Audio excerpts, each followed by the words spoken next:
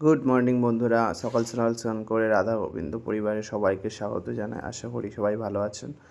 তো চলে আসুন, সবাই ভিডিওটা দেখতে থাকুন। এবং সকালবেলা উঠেই আমার ফার্স্ট কাজ একটাই থাকে, সেটা হলো রাধামদেবকে ভোগ দেওয়া। তো চলে এসেছি আপাতত স্নান করে ঠাকুর ঘরে।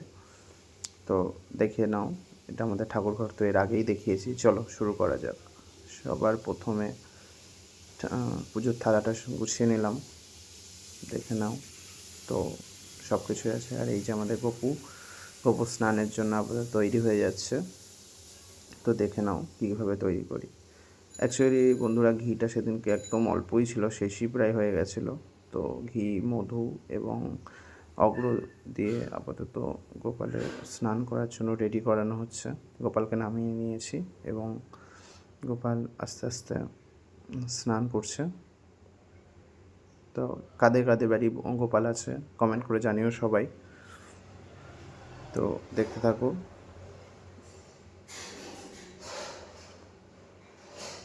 তারপরে গোপালকে উঠিয়ে গা মোছানো শুরু করলাম।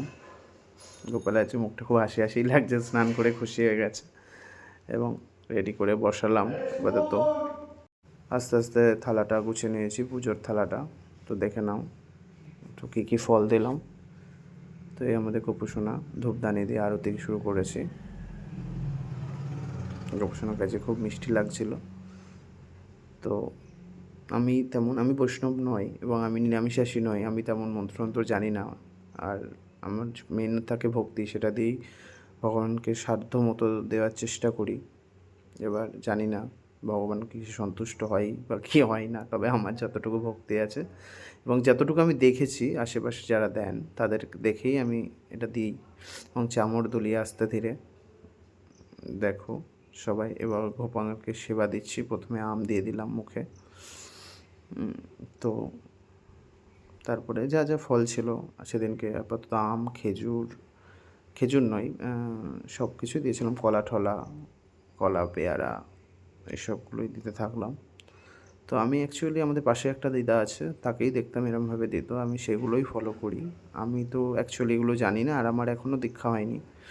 অনেকে বলে দীক্ষা ছাড়া গোপালকে দেওয়া যায় না। তো মেন আমি বলবো, আমার ভক্তিটুকু আছে, আমি সেটা দিয়েই দেওয়ার চেষ্টা করি।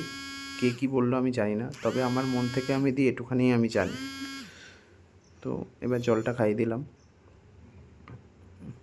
তো তারপরে মুখটা মুছিয়ে দিলাম ভালো করে, কারণ মুখে পুরো লেগে গেছিলো আমের রস টস। তারপর মুখটা ভালো করে মুছিয়েও দিলাম ধুয়ে দিয়ে। তো এইভাবেই চললো। তো দেখো, এটা আমাদের ঠাকুরঘর, গোপুসোনা, রাধা মাধব আর সব ঠাকুরই আছে আমাদের এখানে প্রায়।